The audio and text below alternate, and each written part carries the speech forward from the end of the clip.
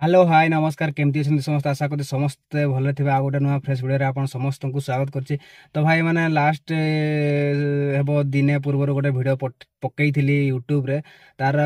जो भाया भल पाइबा देइछंती समस्त को बहुत बहुत धन्यवाद। एमती आशा करछि एई जो वीडियोटा पकाउछि वीडियो रे आपण समस्त एमती भल पाइबा देबे। आउ तो ये वीडियोटा जो करिछि एटा एक्चुअली गणेश पूजा रे हम जाइथिलु झुमर मेलोडी देखिया पई। आउ भाई केउंझर मयूरभंज माने जानिथिबो जे हमर झुमर पई लोक माने केमती पागल हैला। तो देखि पारुथबो केते लोक हासिचंती सब झुमर प्रोग्राम देखिया पई। तो आपण माने भी देखंतु निहाती आशा करछि वीडियोटा भल लागिबो आपण को। आ झुमर प्रोग्राम जो मेती हेइछि आपण मानकु निहाती झुमर प्रोग्राम भी भल लागिबो हैला। तो कोन पई कहछि ना हमर सिंगर भल भल सिंगर आस्तिले गुलशन आउ आसला जे पमी आउ सुस्मिता दीदी आसते। तो नॉन स्टॉप झुमर गीत गाइले समस्त जी समस्त आसते समस्त को झुमेले बहुत सारा मजा मस्ती कले। आपण मैंने देखु निश्चय भल लगे।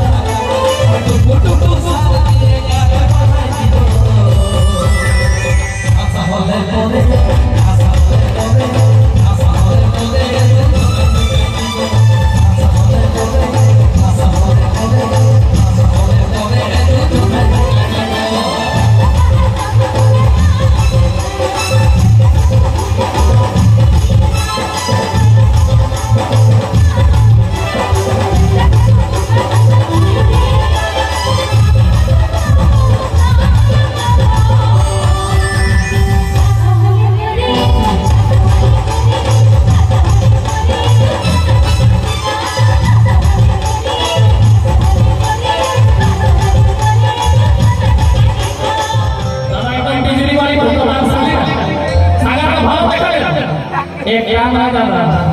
सांगा आरो आई कोई का संगे लगे तो अभी हाथ ताली अपने हो क्या बात बोली बोलार छुटू साली अरे देखले लागे बिजली बानी पेशवा लगे सामने सामने बोलवा बे बोलो तार छुटू साली अरे देखले लागे बिजली बानी ओ दादा रे मछली साली इधर में मछली साली देखो ना एकदम चिंगड़ी माछ सब फिर के घुरी जाते केमन ओ दादा रे मछली साली हो जा ओ दादा रे मछली साली छापा मछली ओंटा के होले कुछ केमते करो ओ दादा रे मछली साली दादा रे मछली साली जे बोलो के मेरे दोस्ता मछली साली जे बोलो के मेरे दोस्ता मछली साली बोलो दादा रे छुटू साली अरे देखले लागे बिजली वाली बोलो दादा रे छुटू साली अरे देखले लागे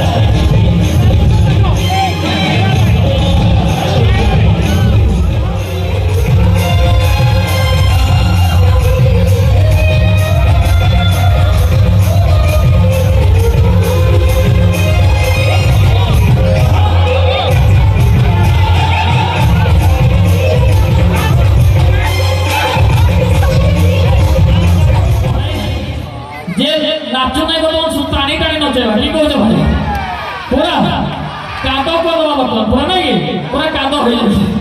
तो भाई भादर मासर करम परब आसुचे आ बेसी नहीं किछि दिन पर हमर बड़ बड़ करम परब आसुचे तो गोटे सुंदर गीत करम गीत आपण मानक पाई तापर जेबा घुमाई घुमाई जुमा खाओ बाबू काका जेबे आ हिट गीत सब धीरे धीरे नोट करना मिसे सालु फूल के घेरा ग सालु फूल के घेरा आंगन नहीं सरा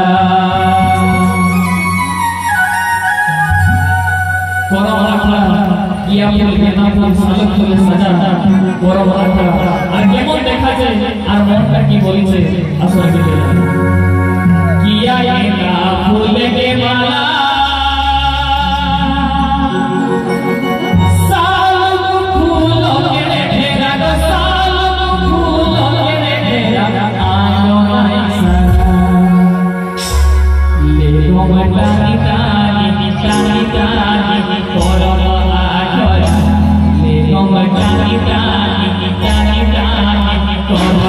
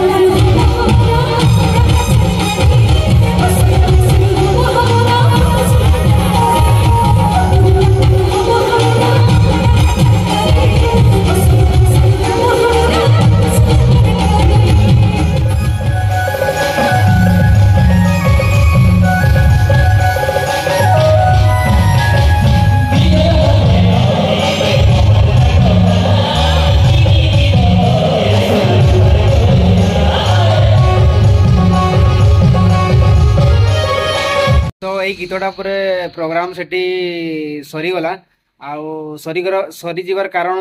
भी एटा जे माने करंजिया बाजार ऊपर एटा होतला तो पेसियार भैन आसिकरी आउ बंद करा करले प्रोग्राम को राति जेहेतु 11टा हो जाइला तो आमे भी तापर पळी आसलु सेठी आ बेस समय रहलुनी आसिकी हमर एठी पाला टे देखतिलु तो से पाला कथा छाड़ो तो वीडियोटा केमती हिची कमेंट कर निश्चय जणेबो आ जदी पसंद लागिची वीडियो ता लाइक करो आउ तुमर जेतकी भी झुमर प्रेमी अछन ताको सब्सक्राइब करो आ जदी मो चैनल नुआ कर ताले चैनल को सब्सक्राइब कर दियो तो भूल कहि दिले बोले सॉरी सॉरी सॉरी सॉरी